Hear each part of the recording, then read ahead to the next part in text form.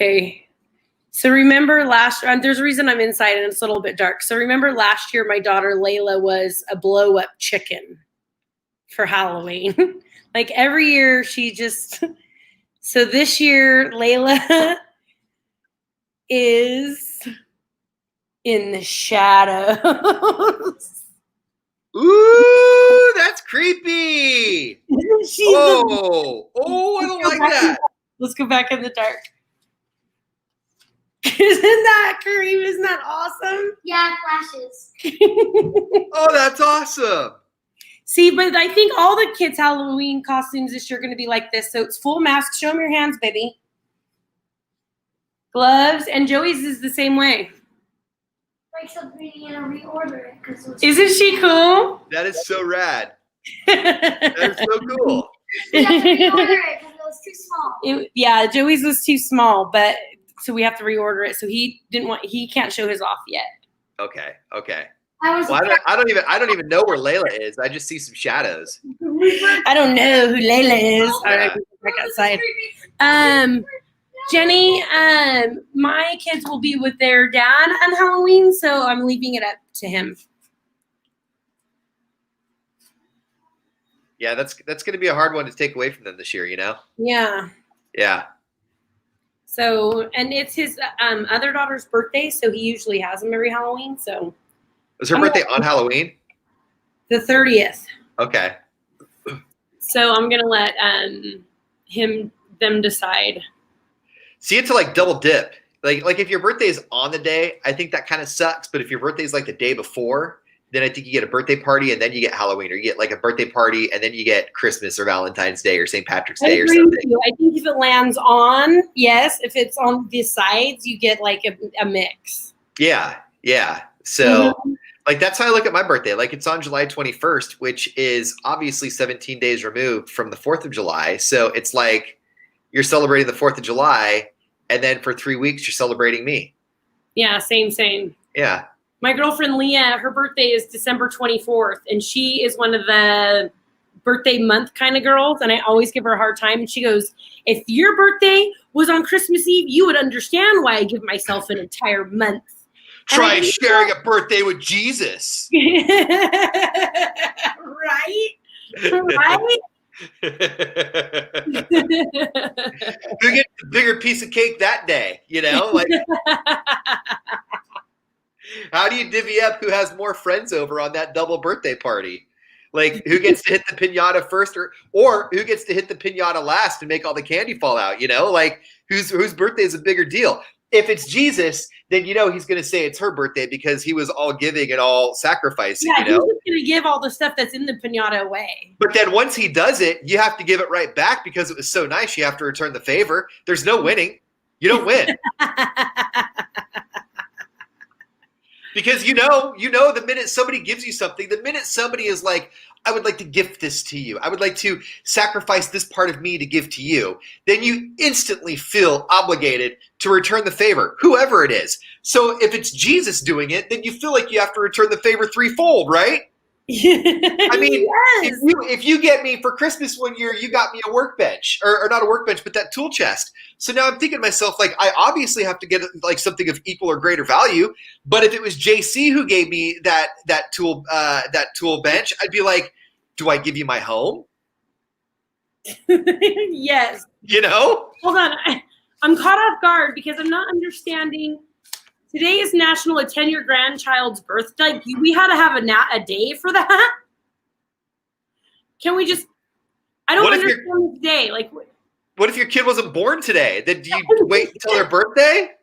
So you just celebrate them today? I'm very confused by this National Attend Your Grandchild's Birthday Day. Hi, hey, I know Sean's birthday isn't until next month, but can you tell him happy birthday for me? And when he looks confused, can you please let him know that it's just attend your children's birthday? Please? Thank you. We'll see how that goes. And how did you forget this national day? How did you forget your kid's birthday on the day that's not your kid's birthday? Are you remembering like anniversaries and birthdays? Are you guys good at those or bad at those? I'm great at that. I'm awesome at that. She's terrible. You better than her? Yeah. I remember our dating anniversary and our wedding anniversary, and I remember all the kids' birthdays. She's really good. You know what? I take that back. I'm good at dates. She's good at memorizing other numbers. She knows all of our credit card numbers and social security numbers. She knows, like, if we have to buy something online and we don't have our wallet, she can do that. If you need to know when my son was born, I can do that. So, I mean, which one's more important? I'm not answering that. Right. Right. Because if we're all being honest with ourselves, you just remember those numbers, and she remembers the other numbers, and nobody discusses that the other one can't remember the other numbers. Right. I like that. Right. I like that agreement. And I don't even think we've ever really agreed on it. I think that's just the routine we slipped into. Yeah. Like, we've never talked about it. I never thought about it until you brought it up just now. So, but yeah, she knows all the credit. Like, whenever we're doing Grubhub, if my ATM card has changed from the bank because I've lost it or whatever, I can ask her to tell me hers. Or if we're doing something and I just don't have my wallet, she can rattle off my card number like that. And it's not like, oh, I've got your money, because everything is shared between us. She just knows it, you know? Huh. Okay. Yeah. I don't know the credit card numbers. I know all the social security numbers and the birth dates and stuff. I wasn't very good at anniversaries. And then and my driver's license I've known forever. Right. Mm-hmm. I think you memorize your driver's license because that's like the first piece of like legitimate identification that you get, you know, that's not a sweaty. Yeah. Job applications and literally everything. Yeah. Yeah. This kid's schoolwork, like all of like school paperwork, you know. It was my first piece of ID that didn't say my name and then, you know, 96, 97 Del Oro, you know. Yeah. So. Oh my goodness! The picture that your buddy put up of you yesterday. Oh God! Share it? I think I shared it on my Facebook. I can't screen share. I can probably send it to you though. I'm getting it up on your screen share, but let me make sure I don't have anything else up in the background first. Okay. And Facebook has like a new format, so here we go. Here we go. I love when our old friends do this. It's like one of my favorite things. Can you see? So Zeke is your buddy that he does the joke of the day, and he is from Auburn, right? Yeah, he lives in Sacramento now. He's the only guy I've ever been in a fight with. He's the only guy that I talk about wanting to see old photos of you. God, you look so much like Sean. That's Sean, dude. Man. Okay, so there's a story behind this. Okay. So I used to go to basketball camps, and the last basketball camp that I was at ended about 3 weeks before this picture was taken, maybe 2 weeks. Anyway, there was a guy there who, if you gave him commissary, he would shave your head, and I didn't want my head fully shaved, and so I had him shave all the way around. So I was like an acorn top. Okay. And then from there, I told my mom, this year when I go to high school, I want to identify it with the skaters. And so we're going to do all of my clothes shopping at Surf and Skate. So that's where and then I thought that I was super mysterious. I had this fascination with skeleton keys. And so the necklace that I'm wearing is a skeleton key because I thought I was like super deep by wearing that. Like people would ask me like, what's that key for? I'd be like, to my heart. Right? Oh, shut your mouth right now. I know. I believe it. I know. And I thought that was like smooth, right? And so that picture was taken right when school started. The hair because I never cut my hair after that. That was my last haircut that I had for like 3 years. So by the time Zeke and I actually got into our fight, I had my hair in like a little ponytail a few months later. So yeah, I changed many appearances. Yeah. So I think I still have the skeleton key somewhere too. I think skeleton keys are awesome, but there was don't get rid of that. I don't ever want to. I love the look of skeleton keys, but I would get things like that. And to me, I would get them because I like the way that they look, but there was no deep meaning behind them. I just liked them, right? Like, oh, this looks cool. But then I would fabricate these deep meanings in my head and this is a much deeper issue, but like, I didn't think that people could just like me for me. Like I had to come up with reasons, you know? Oh my God, that is so funny. I love you so much. So That's anyway, hilarious. thanks, Zeke. That's funny. That's funny. No, Zeke's cool. So you, because he was an old friend, and then you guys just kind of reconnected in the last couple of years, right? Well, not an old friend. He's the only person I've ever physically been in a fight with. Yeah. And so we didn't talk to each other after that year because I bounced around schools. So after that year, I didn't really talk to the guy until about 10 years ago. And he hit me up on Facebook and he's like, or no, I found him on Facebook rather, because he ended up becoming a boxer.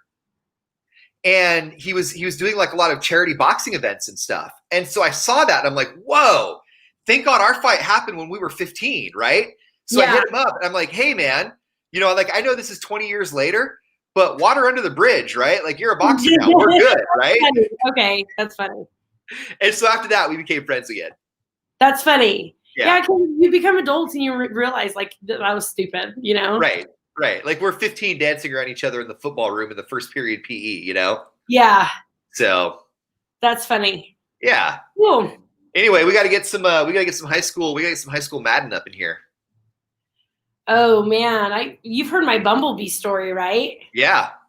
That's a photo that I need to get up here. Yeah, I was gonna say it didn't happen until there's a photo. When I danced like the Bumblebee girl on Blind Melon, I still get Bumblebee things like all the time. It's still one of my greatest memories. Where is she now? The girl who did the Blind Melon video? Yeah. I don't know. She's talking to me on the stream. Dude, when they gonged me, I was so pissed. And then that was for a gong show? Okay, so it was for a senior rally gong show. And so somebody asked me if I would do it. And so I wore like this leotard Bumblebee costume with glasses and stuffed it with pillows and danced like the Bumblebee girl on Blind Melon from Blind Melon, right? No Rain. Do you remember what I'm talking about? I saw them in concert, Page and Plant. They were one of my first shows. After a couple seconds, like the gym is like silent. So I'm looking around and it's because nobody can breathe. They're just like laughing so hard, right? It was so much fun. And the junior class gonged me. So like the following weekend, Manteca High, like they did like this big old newspaper and they were like a Spirit Week pros and Spirit Week fails. And they're like, fail, gonging Madden for her Blind Melon costume. Shame on you, juniors. It was awesome. I sent you a picture in your messenger that you should share. Okay, let me see.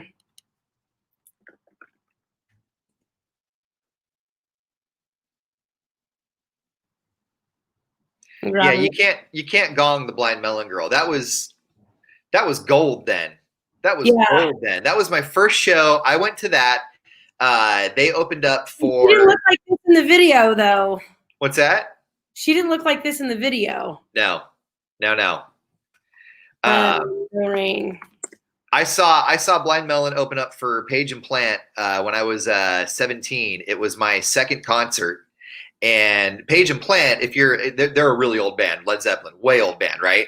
Yeah. So I'm 17 years old, and I am now. I mean, they're an old band to the point that old people then were going. So I'm with all these bikers that don't even know me, right? And I don't know them. And I'm 17. Oops, sorry. I'm listening to you. I'm 17, and they're passing around a cigarette. It's not a cigarette, and I don't know how to, partake with these older gentlemen that are like pros. Okay, yeah. And so I'm trying to hold my own. And part of that cigarette ends up in the back of my throat and burning my mouth really bad. And so I'm throwing up and coughing. Yeah. I'm throwing up and coughing in front of these men that are like 50, 60, 70 years old, and they're all laughing at me. And I mean, to their credit, they were very nurturing and very kind afterwards, but they all got a really good laugh at it. Well, to their credit. Well, good for them. Yeah. So anyway, that picture that I sent you, that's the Bumblebee girl now. Really? That's what she looks like now. Good for her for making fun of herself. Right. Here we go. This one. So that's the Bumblebee girl from Blind Melon. By the way, that song, like 2020 or 1997. That's a great song all the way around. Yeah, that's a great song. Yeah, No Rain is timeless. Here's the other one from you. I know you guys can see everything on my Facebook. You can see everybody I talk to. Make sure I don't have any cuss words in here. I'm just gonna go ahead and turn that off. Okay. Oh man. Sharing. Stop sharing. Good morning, Cindy. Yeah, my girlfriend Jennifer sent me a picture years ago. You could barely see it, so I'm gonna have to go and grab it and put it up. Okay. Yeah, we need to see that. We need to see Madden Blind. We need to see Blind Melon Madden. Oh yeah. Oh, I've Yes. had no shame my entire life. My dad always goes, "Oh, another red letter day for the Maddens." I had no shame since my freshman class. I would MC rallies and stuff. I had no problem with it.